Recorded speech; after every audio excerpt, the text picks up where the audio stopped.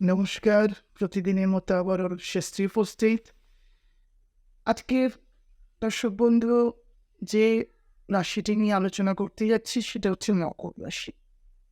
তো মকর রাশি আলোচনার আগেই প্রথম জেনে নেওয়ার দরকার যে মকর রাশির রাজকারক গ্রহগুলো কি কি আছে। মকর রাশির রাজকারক গ্রহ হচ্ছে বুধ, মকর রাশির রাজকারক গ্রহ হচ্ছে শুক্র, মকর রাশির রাজকারক গ্রহ নিজে শনিদেব।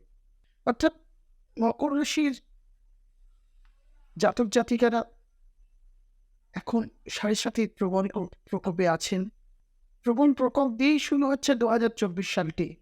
2023 থেকে তাদের মধ্য গগনে ছিল, এখন তাদের দ্বিতীয় ঘর থেকে শনি মহারাজ পাশ করছেন। তো সেই অর্থে, এবং কেতু আছেন নবমে, রাহু আছেন থার্ড হাউসে। তো সেই অর্থে মকর রাশির জাতক জাতিকাদের যেটা দিয়ে শুরু করতে যাচ্ছি সেটা হচ্ছে শারীরিক দিক। মকর রাশির জাতক জাতিকাদের শারীরিক দিক দীর্ঘমেয়াদী ভোগার কোনো কারণ আমি এখান থেকে এখন পাচ্ছি না।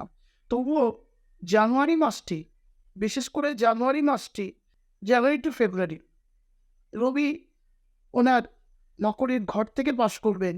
সেই সময় একটু হার্ট সংক্রান্ত, সেই সময় একটু পায়ের দিকের হাড় সংক্রান্ত, সেই সময় একটু রক্ত সংবহন নিয়ে একটু সমস্যা, অর্থাৎ ব্লাড প্রেশার নিয়ে একটু সমস্যা আসার যোগ আছে। দর্শক বন্ধু, ফেব্রুয়ারিটা পার হয়ে গেলে মার্চে আবার শনি রবি এক ঘরে অবস্থান করবেন। অর্থাৎ আপনারা জানেন যে কোনো মন্দিরে গেলে একটি মন্ত্র শুনবেন, ছায়া গর্ভসম্ভূতম রবিশ্বত মহাগ্রহম। অর্থাৎ রবির অবৈধ পুত্র হচ্ছে শনি, ছায়ার গর্ভ থেকে জন্ম। তো সে অর্থে বাপ বেটা এক ঘরে থাকলে জানেন তো কীরকম অস্থিরতা সৃষ্টি হয়। সে অর্থে মার্চ মাসটিও শারীরিক দিক কিন্তু মকর রাশির খুব একটি আনন্দদায়ক নয়। ওভারঅল মকর রাশির শারীরিক দিক 2024 স্টার্টিং পয়েন্ট থেকে খুব একটি আনন্দময় হচ্ছে না। দীর্ঘমেয়াদী ক্রনিক ডিজিজ যারা ভুগছিলেন, সেই ক্রনিক ডিজিজ থেকে মুক্তি করবে, কারণ লগ্ন অধিপতি বেশ বলশালী হয়ে দ্বিতীয় ঘরে অবস্থান করছেন। এর মধ্যে সেপ্টেম্বর অক্টোবর খুব একটি আনন্দের নয়, মার্চ এপ্রিল খুব একটি আনন্দের নয়। তো ওভারঅল এর পরবর্তী ক্ষেত্রে শারীরিক দিক ভাবেই যাবে।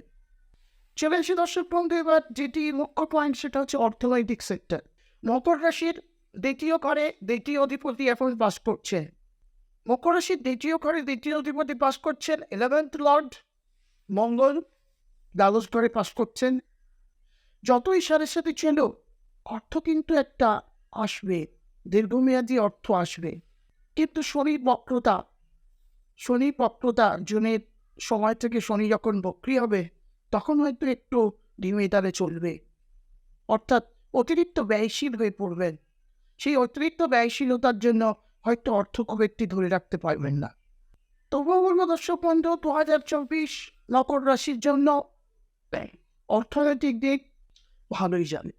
অর্থনৈতিক দিক অর্থাৎ বলবো যে যারা ফিক্সড অ্যাসেটের দিকে চিন্তা ভাবনা করছেন, ফিক্সড অ্যাসেটের দিকে তারা কিন্তু এগিয়ে যেতে পারেন। যাদের জন্মগত ছকে দর্শক বন্ধু লগ্ন থেকে, অর্থাৎ মকর লগ্ন বা মকর রাশির দ্বিতীয় ঘরে শনি অবস্থান করেছে, বা তাদের ক্ষেত্রে কিন্তু দ্বিতীয় ঘরটি দিয়ে এখন শনি পাস করছে, তাদের কিন্তু জীবনে অবৈধ প্রবেশ, অর্থাৎ নারী হলে পুরুষ, পুরুষ হলে নারী, উভয়ের ক্ষেত্রে অবৈধ প্রবেশের এখন সম্ভাবনা প্রবল।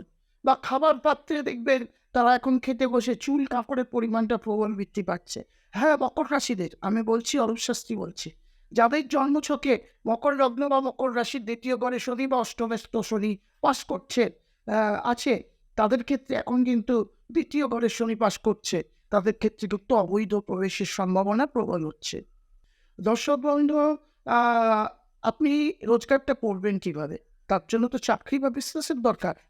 তো চাকরির দিকে দেখতে গেলে তৃতীয়স্থ রাহু, নূতন কর্মপ্রাপ্তির যোগ আছে।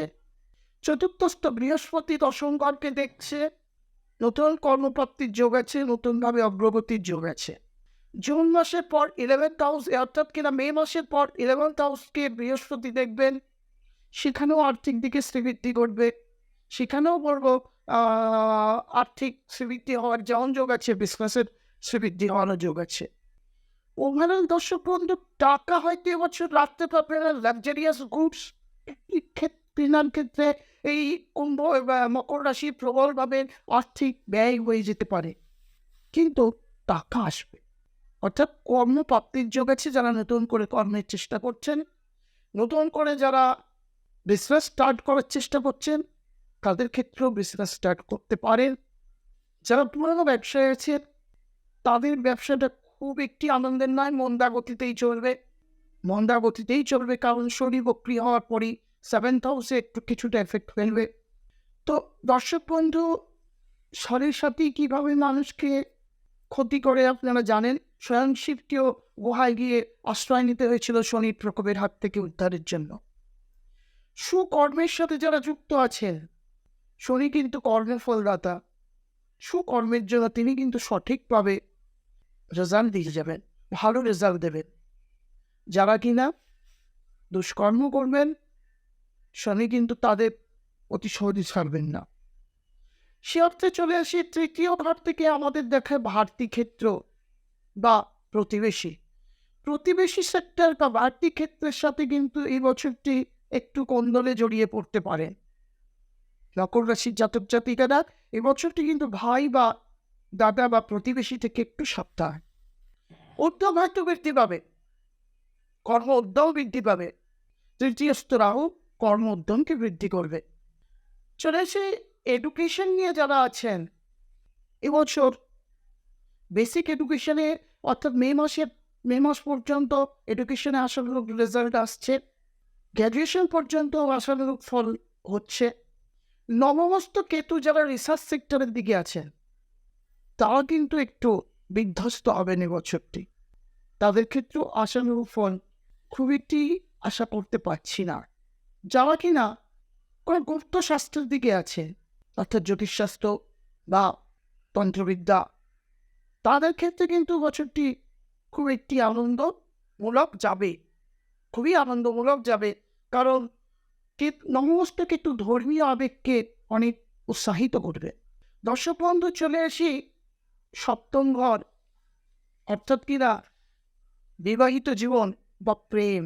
বৃহস্পতি পঞ্চমে ঢুকলে নতুন প্রেমের সুড়সুড়ি মকর রাশির জাতক জাতিকাদের ক্ষেত্রে আসার সম্ভাবনা প্রবল। নতুন প্রেম তো আসবে, নতুনভাবে বিবাহ কনভার্ট করার সম্ভাবনাও আছে। অর্থাৎ প্রেম হলো বিবাহে কনভার্ট হওয়ার ব্যাপার আছে। তো কারণ সপ্তমে এখন কিন্তু রাহু দৃষ্ট থাকবে, অর্থাৎ রাহু বিবাহের ঘটক, বিবাহে কনভার্টও হবে। চলে এসে বিবাহিত জীবন কেমন যাবে, যারা বিয়ে করেছেন অলরেডি, তাদের ক্ষেত্রে বিবাহিত জীবনটি কেমন যাবে। দর্শক বন্ধু, বললাম তৃতীয়স্থ শনি যদি অপরের প্রতি হাতছানি আসে, তাহলে বিবাহিত জীবন কেমন যেতে পারে বুঝছেন তো। নিজেকে সুকর্মে নিয়োজিত থাকলে বিবাহিত জীবন সুন্দর যাবে। নিজে যদি একটু বিপরীতগামী হই, তখনই বিবাহিত জীবন ধ্বংসাত্মক হবে। দর্শক বন্ধু, চলে আসি আইনত কোনো ঝামেলা কি মকর রাশির জাতক জাতিকাদের এবছরটি দেখা যাচ্ছে। দেখুন, এবছর শুরুটা কিন্তু দ্বাদশে মঙ্গল দিয়ে। যাদের আইনত কোনো ঝামেলায় জড়িয়ে আছেন, তাদের কিন্তু এক্ষুনি ঝামেলা থেকে মুক্তি ঘটছে না। অর্থাৎ মার্চ এপ্রিল থেকে অনেকটা আইনত ঝামেলার মুক্তির সম্ভাবনা আছে। দর্শক বন্ধু, চলে এসে বিদেশ যাত্রা কি মকর রাশির এবছর হতে পারে, বা বিদেশে গিয়ে কি কিছুটা প্রভাবিত হতে পারে, বিদেশে কর্মসূত্রে এগোনোর যোগ আছে। দর্শক বন্ধু, এবছর কিন্তু মকর রাশির বিদেশ যাত্রারও যোগ আছে। বিদেশে গিয়ে ফলবর্তী হবেন, বিদেশে গিয়ে লাভবান হবেন। বিদেশে যারা ব্যবসা বাণিজ্য করছেন, তাদের ব্যবসা কিন্তু ভালো যাবে। বিদেশে গিয়ে যারা চাকরি বাকরি করছেন, তাদের চাকরি কিন্তু যথেষ্ট শুভদায়ক আছে এবছরটি। একটু ব্লু কালারের পোশাক থেকে বেশি করে পরবেন এবছরটি। বহু বর্ণের সমাহারের পোশাক পরবেন, সাদা বর্ণের পোশাকটি পরবেন এবং সবুজ বর্ণের পোশাকটি হলুদটাকে যতটা পরা যায় বছরটি একটু অ্যাভয়েড করবে। যদি সম্ভব হয় একটি টবে করে অশ্বত্থ বৃক্ষ বা পিপল কাপের যদি সম্ভব হয় ঈশান কোণের দিকে একটি পাত্রে করে পুতুন এবং তাতে শনিবার করে বিশেষত একটু সর্ষের তেলের বাতি দিন এবং তিল একটু গাছের গোড়ায় ছড়িয়ে দেবেন। যদি সম্ভব হয় লোহার বাটিতে করে কোনো ভিক্ষুককে অন্ন দান করার চেষ্টা করুন, বা লোহার বাটি বা লোহার কড়া দরিদ্রদের একটু দান করার চেষ্টা করুন। তাহলে দর্শক বন্ধু অনেকটাই উপকৃত হবেন। হনুমান চল্লিশাটাকে পাঠ করুন। তবে ওভারঅল মকর রাশির জাতক জাতিকাদের এবছরটি মৃদু মন্দ যাচ্ছে। বৃহৎ ভালো কিছুও নয়, বৃহৎ আনন্দেরও নয় এবং খারাপও নয়। একটু যদি সুকর্মে নিয়োজিত হন আপনাদের শনি কর্মফলদাতার মতো সুকর্ম প্রাপ্তি ঘটবে। পরের রাশিগুলো জানতে গেলে বা আরও কিছু প্রোগ্রাম আপনাদের কথা মতো জানতে গেলে আমার প্রোগ্রামটিকে সাবস্ক্রাইব করুন, লাইক করুন, কমেন্ট করুন এবং বেল আইকনটা টিপে আমার পাশে থাকুন। নমস্কার।